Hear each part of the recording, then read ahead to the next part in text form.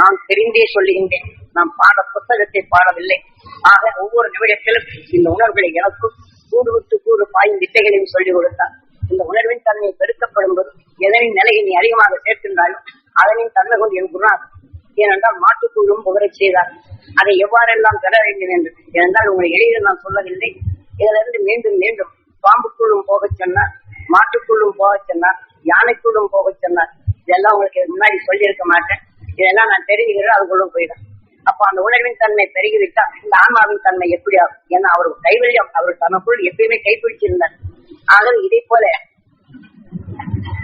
உணர்வுகளை இயக்க செய்து அது உணர்வின் தன்னை கவர்ந்து கொண்ட பின் இந்த உணர்வின் ஆன்மா இந்த உடலை விட்டு சென்ற பின் எது பெறுகின்றது, எதன் உடலை அடைக்கின்றது. ஆக மனிதன் உடலில் பெருகிய பின் அந்த உடலுக்குள் போய் எதை எப்படி இயக்குகின்றது என்ற நிலைதான். மீண்டும் நீ வெளிவர வேண்டும் என்றால் என்ன செய்வது? ஆக மனிதனின் உடலில் இந்த உருவாக்கப்படும் போது உணர்வின் தன்மை கொண்டு அடுத்த பிறகு எப்படி வருகின்றது? இதுதான் கூடு விட்டு கூடு வாய். ஆக இதை போல இன்று கேரள பகுதியிலும் ஒழியின் நிலைகள் உண்டு. ஆகவே இதை போல மந்திரங்களை 100 முறை சொன்னார் என்றால் அந்த மாற்று உணர்வு மந்திரம் என்றுதான் இவருக்கு தெரியும். எந்த உயிரினங்களில் பெருக்கப்பட்ட உணர்வு ஒளி அலைகளாக அழுத்தப்பட்டு இந்த உணர்வின் தன்மை வருகின்றதோ அதை இதை போல ஒரு மாட்டின் இறைச்சியின் உணர்வு கொண்டு அந்த உணர்வின் தன்மை ஒளிகளை கூட்டப்படும் போது இந்த உணர்வின் அலைகளை இங்கே பெருகி அதன் உணர்வின் தன்மை பெருகி இந்த ஆன்மாவில் பெருகும் போது இதில் அகற்றும் உணர்வு உண்டு. இன்னொருத்தர் சொன்னார் என்றால் இந்த கூட்டு விட்டு வெளியே வரும், மீண்டும் இன்னொரு கூட்டுக்குள் சென்று அந்த உணர்வின் தன்மையாக அதனுள் சென்று அதுவாக இதை பார்க்கலாம். இதை போலதான் சித்தர்களும் மற்றவர்களும் அரசர்களும் இதை போன்ற எழுத்து இதுதான் சாகாக்கலை என்ற அரசர் காலங்களில் உருவாக்கப்பட்டு பதஞ்சலி முனிவரை எடுத்துக்கொண்டார். இத்தகைய சித்துகளை தனக்குள் உருவாக்கி இந்த உடலை விட்டு கூடு விட்டு கூடு பாயும் நிலைகள் ஆக பல மந்திர ஒளிகளை தனக்குள் சேர்த்து ஆக இந்த மந்திர ஒளியின் தன்மை இன்னைக்கு நீங்களும் செல்லலாம், வேணா போகலாம். பாம்பா குழுக்கு போகணும்னு சொன்னா நான் சொல்றபடி பண்ண பாம்பு குழுக்கு போங்க, அப்புறம் மாட்டிக்கிட்டு அதோட சரி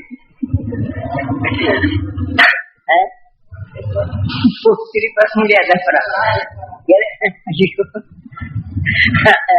இதே போல பதஞ்சலி முனிவர் எப்படிதான் பாம்பின் உணர்வும் தன் மந்திர ஒளியின் தனக்குள் சேர்த்து இணைந்து கொண்ட பின் இதனின் வழிகள் கொண்டு அரசர்கள் படையெடுத்து வந்தால் இதனுடைய நிலைகள் கொண்டு தப்பிக்கொள்ளும் கூடு விட்டு கூடு பாயும் நிலைகள். இவ்வாறு செய்து கொண்ட அந்த உணர்வுகள் செய்து கொண்ட பின் அவருடைய ஜனாதிபதி என்ன செய்தாரு? அவர்கிட்ட எல்லாத்தையும் பாடத்தை ஒப்படைத்தாரு. என்னை இந்த சரீரத்தை மட்டும் நீ சுத்தமா பாதுகாத்து வைப்பா அப்படின்னாரு. அவர் பாதுகாத்து வச்சிருந்த நினைச்சு சரிங்கன்னாரு. பாம்பு எடுத்து போய் கொஞ்சம் அப்படி உலாயிட்டு வர்றேன், எந்த நிலை என்று பார்த்து வர்றேன் அப்படின்னு சொல்லிட்டு இதுக்குள்ளே அந்த மண்டபத்துக்குள்ளே சுற்றி வர்றாரு. இவர் போயிட்டு ராணி இருக்கக்கூடிய அறைக்கு போயிட்டு வர்றதுக்கு முன்னாடி இவருடைய நிலைகள் என்ன ஆகி போச்சு தீர்த்து கட்டிட்டார். யாரு? பதஞ்சலி முனிவரே அவருடைய ஜனாதிபதி கொண்டுட்டார். இவர் தன்னுடைய மனைவி இருக்கிற இடத்துக்கு கொடுக்க போறாரு. யாரு? பாம்புருவத்துல போன எல்லாம் சேர்ந்து அடிக்க வர்றாங்க. எது? பாம்புருவத்துல போனா எல்லாம் சேர்த்து அடிச்சு போடுறதுக்கு வர்றாங்க. அந்த மொத்தோட தப்பிச்சு போனதுதான் இங்க உடலுக்குள்ள வந்து நிரூபிக்கிறான்னா உடலை காணும். ஏன்னா சித்தருடைய வேலைகள் இப்படிதான் அரசர்கள் இந்த உடலை காணும். இனி இங்க என்ன கொண்டு போடுவாங்கன்ட்டு எல்லாத்துக்கும் தலைமுறைவாக்கி சிதம்பரம் பக்கம் காடு மேடெல்லாம் அலைஞ்சு போறாரு. ஏன்னா இதை நாங்க சிதம்பரத்துல வெறும் வேசி நான் வெறும் துண்டு இதா போத்திட்டு தான் போனோம். அப்போ திரும்ப அதை வந்து பதஞ்சலி முனிவர் என்ன செய்யறாரு அப்படின்னு சொல்லி போட்டு அவர் வாழ்ந்த காலத்தையும் இதெல்லாம் காட்டி அப்புறம் சிதம்பரத்துக்கு வந்து அங்க ஒரு பிள்ளையார் கோயில் இருக்கு. அங்கதான் ஒரு புத்தூர் இருக்கு. அதை இப்ப கூட அந்த மண்டபம் கூட எரிஞ்சாங்க. அங்க வந்து இது பண்ணி இதெல்லாம் பார்த்து வேற வழி இல்லை, பங்குக்குள்ளுக்கு தப்பிச்சு போறது எவங்க ஏதா சிக்கிறதுன்ட்டு இப்படி தப்பி அடிச்சோம்னா என்ன ஆகி போச்சு? இதே விட்டாச்சுன்னு வேற உடல் வராது. அவன் அடிச்சு கொள்ற உடலா இருக்கு. அப்ப அவனை சீறி பாஞ்சு அவன் உடலுக்குள்ள போகணும், நல்ல உடலாச்சே இருக்கணும்னு சொல்லிட்டு இதுல வேற இப்படி சுத்தி வந்துதான் பல நிலைகள்னு கொடியவங்க சிக்கல. ஆக ஒரு அப்பாடி மான பேசிட்டு வந்து இடம் வீட்டுக்கு கொண்டு விட்டு பாலை கறந்து சாப்பிட்டுட்டு இருந்தார். அந்த மாதிரி ஆளா பார்த்து அவன் மற்ற கபடி எல்லாம் எண்ணம் இல்லாதவனை பார்த்து அதுக்கப்புறம் போய் சேரு. அப்படி போகும்போதுதான் மாடு மேய்க்கிறவனுக்கு இருந்தால் கொத்தி அவன் உணர்வை குறைச்சி தன்னுடைய நினைவை அங்கே பாய்ச்சி அதோட நேரம் அந்த உடலை எடுத்துட்டு போறாரு. அங்க போனோன்னு வீட்டுல சம்சாரம் பார்த்தோம்னா சுடு தண்ணி மாடு மேய்ச்சி வந்திருக்கிறாரு அப்படி எப்படின்னு சொல்லி போட்டு குளிப்பாட்டுறதும் வரவேற்புறதும் மேல தொலைச்சி விடுறதும் மேல தேய்ச்சி விடுறதும் பார்த்தான். நம்ம சம்சாரம் இவ்வளவு கூடி கணக்கு அரசுல இருந்தோம், நம்மளை கண்டு அவளை கண்டு அஞ்ச வேண்டி இருக்குது. இந்த மாதிரி எல்லாம் இருக்குது. இப்படி ஏனாதிபதியை கண்டு அஞ்ச வேண்டி இருக்குது. நாம கொடுத்த சட்டத்தை கொண்டு மக்களுக்கு இப்ப இருக்குது.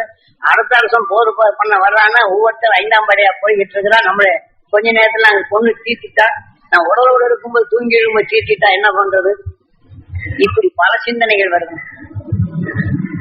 அவருடைய சித்துகளை எல்லாம் இவருடைய இச்சை ஏதோ சாகாக்கலையாக என்னைக்குமே நாம் மனிதன்ல எல்லா சுகபோகங்களும் அழிக்கணும்னு நினைக்கிறாங்க. அதுக்குண்டான வித்தைகளை கத்துட்டாலும் கூட என்ன ஆச்சு? இங்க அந்த மாடு மேய்க்கிறவன் உடல்ல வந்து போகிறான், பூரா அயோக்கியனா இருக்கிறானே, என்ன செய்யறது? அவனுடைய தவறுல வரும். மறுபடியும் இந்த உடலை கொண்டு விட்டாங்க, நாம் எங்க போறது? போற மார்க்கம் இல்லை. இதைத்தான் தான் கற்றுணர்ந்த உணர்வின் தன்மையை அன்று இந்த சித்துக்கு மூலமான உணர்வுகள் எவ்வாறு என்று தான் படித்த பாடத்தை மீண்டும் இங்க நினைவு கொண்டாராம். இல்லைன்னா மனைவி மக்கள் இதா வர்றதும், அப்ப அங்க பேரானந்த நிலைகள் எங்க இருக்குது? அரசு கிட்ட இல்ல, இங்க ஏழ்மையில தான் இருக்கு. இதுல எதை சேர்க்கணுமோ எதுவும் வெறுகாயத்துல எதை வேணாலும் எழுதலாம். ஆக பாக்கி எழுதின காயத்துல நீங்க எப்படி எழுத முடியும்? வெறுங்காயத்துல எதை வேணாலும் எழுதலாம். அது மட்டும் அங்க வேற எண்ணங்கள் அதிகமா இல்லை. தன் வாழ்க்கைக்கு எப்படி பொழுதுபோக்குறோம்னு சூது கபடு இல்லாம இருக்கிறான். அப்ப அவன் உடல்ல போனோன்னு தன் உணர்வை நிறைப்பாய்க்கிறான். அவனுக்கு ஒரு புண்ணியம், அந்த மாடு மேய்க்கிறவனுக்கு, அந்த குடும்பத்துக்கு ஒரு புண்ணியம். ஆக இந்த உணர்வின் தன்மை, தான் கற்றுணர்ந்த உணர்வின் தன்மை கொண்டுதான் இந்த பூமியின் செயலாக்கமும் அந்த உணர்வால் ஏற்படுத்தப்பட்ட உணர்வுகள் இவன் இடத்துல அந்த நூல்கள் எழுதியிருந்த வழிகளில் அவன் இதையதான் உருமாற்றங்கள் எவ்வாறு என்ற நிலையும் அதுல மந்திர ஒளியால் எப்படி உருமாற்ற முடியும் என்று அந்த சாஸ்திரங்கள் கூடிய இந்த நிலையை இவன் எடுத்து வச்சிருந்தான். ஆகவே அவன் பதிவு செய்தான் இந்த சாம்ராஜ்யத்தை நாம் எப்பயுமே எந்த அரசு வந்தாலும் தன் எண்ணிக்கை நிலை கொள்ள முடியும், இன்னொரு உடல்ல நாம் புகுந்து இந்த ராஜ்யத்தை நாம் ஆட்சி பெற முடியும் என்ற நிலையை இந்த சாம்ராஜ்யமாக மாற்றணும்னு எண்ணினான். அந்த வழிகளில் வந்ததுதான் இன்னைக்கு என்ன ஆயிப்போச்சு? அவர் தில்லை அம்பலத்தாண்டவா இந்த உடலை ஆகும் நிலை, தில்லை நடராஜா ஆக ஒரு எல்லையாக இருந்து உலகை சுற்றி கொண்டிருக்கு. அதுவும் உணர்வின் தன்மை கொண்டு உறைந்த உணர்வுகள் இந்த கோயிலாக மாறி இந்த உணர்வின் செயலாக்கங்கள் தெய்வங்களாக எப்படி இருக்கின்றான் திருமூலர். உணர்வின் தன்மை எவ்வாறு இயக்கிறது என்று அங்கே சொல்லுகின்றார். இதே போலதான் விஷ்ணுவதத்தை சேர்ந்தவர் ஐயப்பன். ஆக அந்த ஐயப்பனுடைய நிறைவு ஒரு சரீரத்திலிருந்து தன் ஆட்சி புரியும் நிலையிலிருந்து மற்ற அரசுகள் வரப்படும் போது அவர் கற்றுக்கொண்ட ஒன்றையின் உணர்வு கொண்டுதான் ஒன்று மரியாத குழந்தையின் உடலே செய்வது. இன்னைக்கு பெரும்பகுதியான குழந்தைகள்ல தான் அந்த அரசுகள் எல்லாம் போய் சேர்வார்கள். அப்படி வந்த நிலைகள் கொண்டு இது ஒரு அரசனுடைய நிலைகள் கொண்டு அதை யாரும் எதிரியா கருத மாட்டார்கள். ஆக அந்த நிலைகள் வந்துதான் இங்கே அரசு அது குழந்தை வருவதை எடுத்து அது வளர்க்கப்படும் போது இது குழந்தை என்ற நிலையும் தனக்கு பறந்து வந்த நிலை இல்லாதபடி அவர் உணர்வின் தன்மை எடுத்து அவங்க வளர்ந்து வந்தார். அப்போதுதான் இந்த விஷமான அந்த தீமையுடைய நிலைகளை அடக்கி செய்ய முடியும் என்று இவர் காட்டினார். ஆக எத்தகைய விஷயம் என்று அவர் புலி எப்படி அடங்கி இருக்கின்றதோ இது மாதிரி கொடூர செயலை அடக்க முடியும் என்ற நிலைதான் புலி மேல வாகனம் வந்தது என்று இவர்கள் காட்டுகின்றார். ஆக இதையெல்லாம் அந்த ஊடுவிட்டுக்கூடு பாய்ந்து நாட்டை காட்ட நிலை என்றாலும் இது பரசுராம் கேத்திரம். பரசுராம் என்பது தீமையுடைய உணர்வு. ஆக சீதா ராமா எண்ணத்தின் நிலைகள் வளர்ந்தது. ஆக மனிதனானத்தில் சமத்தின் நிலைகள் பெற்றது. ஆக மந்திர ஒலி கொண்டு மற்ற உருவாக்கி ஆக இதை அதிகமாக வளர்த்துக் கொள்ளலாம் பரசுராம் சேர்த்து படையெடுத்து வரப்படும் போது தன் மதத்தின் வேதங்களை சுருகப்பட்டு தனக்குள் அடிமைப்படும் வேதத்தின் சுருக்கத்தை ஊற்றி வந்தது. அதனால் இந்த பரசுராம் சேர்க்கிறார்கள் அந்த உணர்வின் தன்மை பெற்றத்தில் அந்த வேத நாதங்கள் சாகாது இந்த உணர்வின் தன்மை கொண்டு இன்று குடிகொண்டு தன்னுடைய சுகபோகங்களுக்காக இன்று நாம் அழிந்து கொண்டிருப்பதும் அது ஆவேச நிலையில் கொண்டு யாரை குறகூடன் என்ன வேண்டாம், இயற்கை நிலையில் இதுதான். ஆக இதை நாம் புரிந்து கொள்ளுதல் வேண்டும். ஆக அரசனாக இருந்த நீதிதான் தன்னை காத்துக்கொள்ளும் நிலைகள் கொண்டு இந்த உணர்வின் நிலைகள் கொண்டு இன்று மாறி மாறி வந்து அந்த உணர்வின் தன்மை கொண்டுதான் இந்த நிலையில் இருக்கின்றது. மனிதனுடைய நிச்சயமுடைய நிலைகள் அரசப்போர் கொண்டு எதை வந்தாலும் இந்த அதே நிலைகள் கொண்டு ஏன் சாமி வேற, ஓன் கடவுள் வரை, ஓன் தெய்வம் வேற, என் தெய்வம் வேற என்ற நிலைகளில் இன்று நாம் மதத்தின் அடிப்படையிலே நாம் வளர்த்துக் கொண்ட இந்த உணர்வுகள் அதை எடுத்துக்கொண்ட உணர்வின் இயக்கங்கள் தான் இவ்வாறு விளைகின்றது. ஆக இதையெல்லாம் நாம் எதை சித்திர புத்திரன் இந்த கணக்கு பிரகாரம் நாம் எதை பெற வேண்டும் என்று இந்த உணர்வினை பதிவு செய்து கொண்டார்களோ இவர் இறந்த பின் சரம் ஐயப்பா என்றால் அவர் உடனே கூறுவார், அவரும் ஆடுவார். இதைத்தான் நாம் கூடு விட்டு கூடு பாயும் நிலைகளாக நாம் எடுத்துக்கொண்ட உணர்வின் தன்மை எங்க வலுவருகின்றதோ அங்கே வரும். ஆக இதே போல ஒரு மனிதன் தான் வளர்த்துக் கொண்ட நிலைகள் கொண்டு எந்த குழந்தையின் பாசத்தை அதிகமாக வளர்த்து இனி என் வாழ்க்கை என்ன என்ற நிலைகளை என் குழந்தை காத்துக் கொள்ளுங்கள் என்று இது துர்மரணம் அடைந்தால் அந்த குழந்தையை நினைவு கொண்டு கூடு விட்டு கூடுவாய். அதன் உடலை கொண்டு எந்தெந்த ஆசிரியர் வந்ததோ அதில் அற்புத நிலைகள் அங்கே செய்யலாம். இதை பார்க்கலாம். ஆக இதையெல்லாம் கூடு விட்டு கூடுவாய் வித்தைகளை சேர்ந்தது. ஆக இதை மற்ற உடலுக்குள் சென்றாலும் நஞ்சின் தன்மையை பாயும். ஆக அந்த முகமது அயோத்தியர்கள் படையெடுத்து வரப்படும் போது இவர்களுக்கும் அவர்களுக்கும் போர் முறைகள் வருகின்றது. ஆக இதிலிருந்து ஒன்றை ஒன்று நீக்கின தன்னுடைய தத்துவம் கொள்கைகளுக்காக போர் செய்ததை தவிர தர்மத்தையோ மக்களுக்காக காத்துக்கொள்ள எவரும் இல்லை. ஆக மதங்கள் தன் இனத்தை பெருக்கி ஆட்சியின் அரசின் நிலைகள் கொண்டு தன் சோபோகத்தை அழிக்க தன் குடிமக்களின் நிலையை மதங்களாக மாற்றினார். அவருடைய சட்டங்களை இயற்றினார்கள். அதன் வழிகளை தான் இன்றும் மக்கள் இருக்கின்றார்கள். ஆக ஞானிகள் காட்சிய உணவின் தன்மை கொண்டு தன் உணவின் தன்மையை எல்லாம் அடக்கி உணவின் தன்மை நமக்குள் வேட்கையாக இருக்கும் உயிரின் தன்மையை அடக்கி அந்த உணவின் தன்மை தனக்கு ஒளியாக மாற்றி எந்த நிலையில் செல்ல வேண்டும் என்ற ஞானிகள் காட்சிய மகிழ்ச்சிகள் அவர் உணர்ந்தறிந்து இன்று மனிதன் வாழ்க்கை இச்சை என்ற நிலைகளை அதை ஒதுக்கி ஆக பொதுவுள்ள தன்மை கொண்டு தான் எந்த இச்சையின் நிலையில் வருகின்றனோ அது நடைபெறவில்லை என்றால் அதை பார்க்கலாம். இன்று காதல் என்ற நிலைகள் கொண்டு தான் எண்ணத்தின் தலை கொண்டு நிறைவேறவில்லை என்றால் அதே சமயம் தன் உடலுக்குள் இருக்கும் மற்ற உணவின் தன்மையை அடக்கி இது கொண்டு புசிக்கும் நிலைகள் கொண்டு தற்கொலையாகி விடுகின்றது. ஆகவே இதை யார் எதை சொன்னாலும் இந்த உணர்வின் தன்மை இங்கே வருவதில்லை.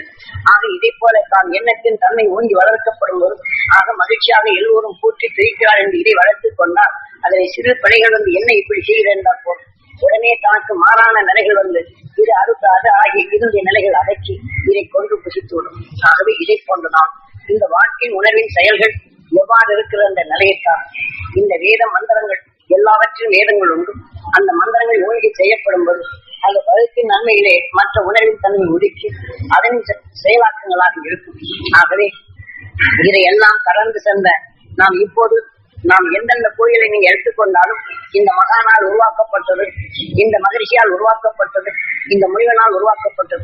ஒவ்வொரு அரசனும் படையெடுத்து வரும்போது அவர்கள் அனைத்தும் தனக்குள் மந்திர சக்தி கொண்டுதான் படையெடுப்பு வருவதும் தன் தத்துவத்தை பரப்புவதும் அதன் மத்தியிலே மக்களை தன்னுடன் இணைப்பதும் இதுதான் கடந்த கால போர் முறை.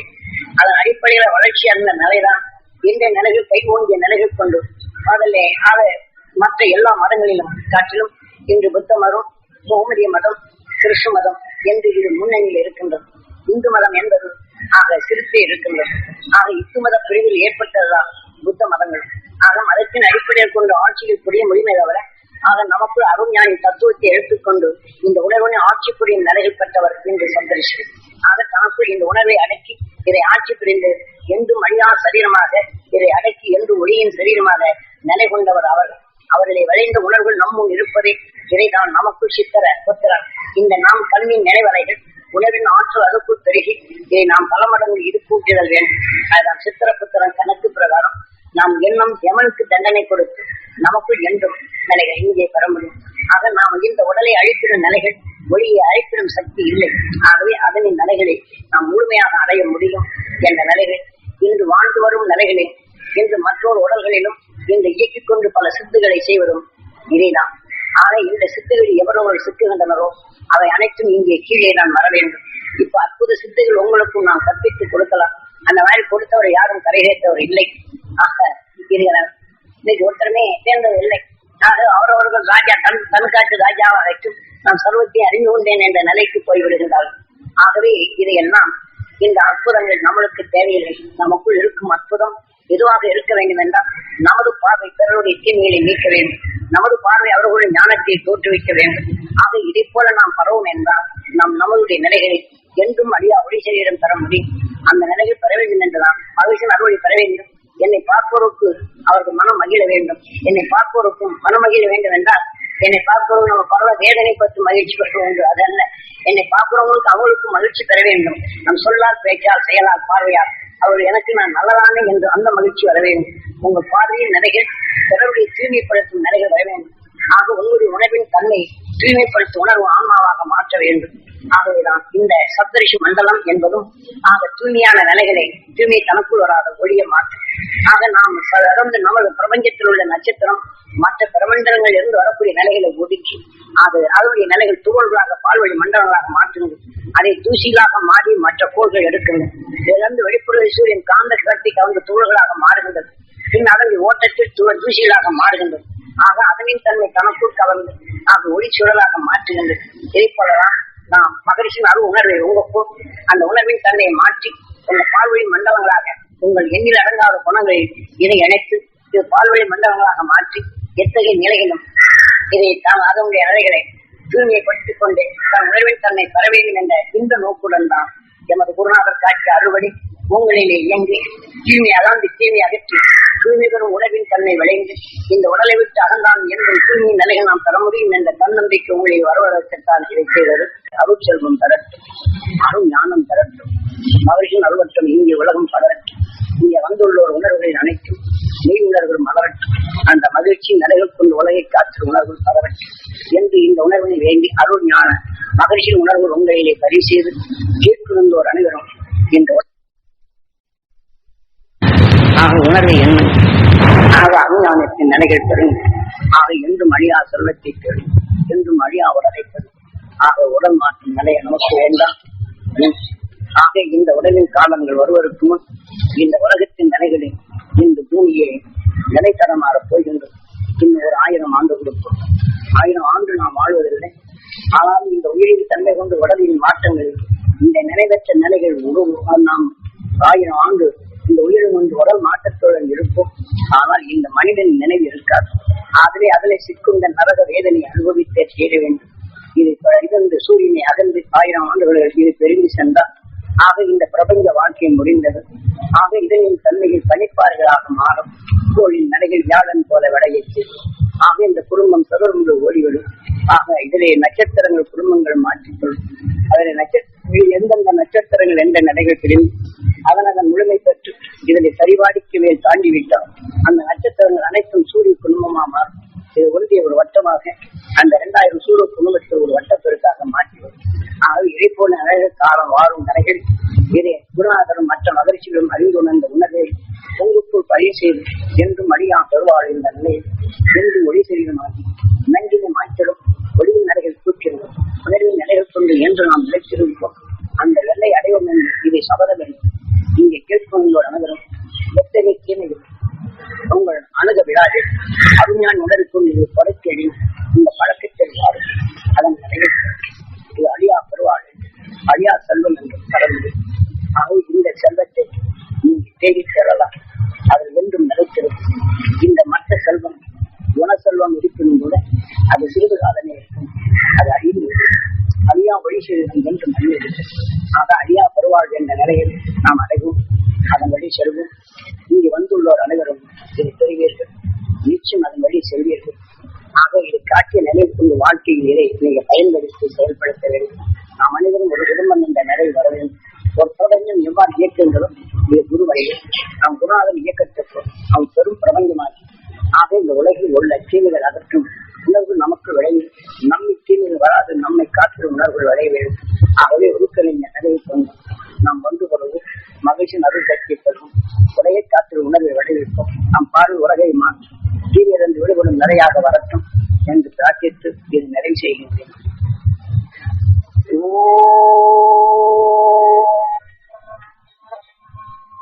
ஈஸ்வரா குருதேவா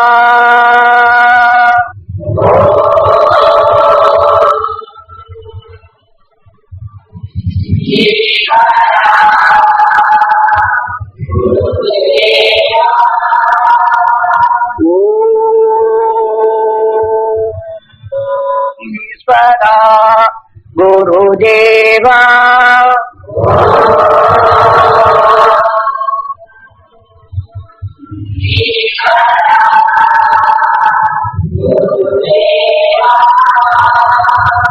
சப்தரிஷிகளின் அருள்சக்தியை பெறுவோம். இந்த வாழ்க்கையில் வந்த இருளை போக்குவோம். சப்தரிஷிகளின் அருள் சக்தியை பற்றுடன் பற்றிடுவோம். இந்த வாழ்க்கையில் வரும் தீமைகளை பற்றற்றதாக மாற்றிடுவோம். ஆக மகிழ்ச்சிகளின் சப்த ரிஷிகளின் அருள் சக்தியை பற்றுடன் பற்றிடுவோம். என்றும் நிலையான சப்தரிஷி மண்டலங்களின் எல்லையாக வகுத்திடுவோம். அதன் வண்டி என்றும் நிலையான ஒளி சரீரம் நிலைத்து நிற்போம் என்ற இந்த பிரச்சனைப்படி உங்க வாழ்க்கையில் இதை கடைபிடிங்கள். உங்களின் வாழ்க்கையில் வரும் எத்தகைய எதிர்நீச்சலும் தூய்மை அதாவது சிறு தூசி என்று நிலைகள் அது மாறிவிடும். எத்தகைய நஞ்சானாலும் தூசியாக மாறிவிடும். அவன் ஞான சக்தி என்றும் உங்களில் விளைந்துவிடும். பேரானந்த நிலைகள் பெறும் நிலைகள் நாம் இந்த உலகிலே பெற்றுவோம் என்றும் உலகை காத்திடும் உணர்வின் தன்மை நமக்குள் விளைத்திடுவோம் என்று பிரார்த்தித்து நாம் நிறை செய்வோம்.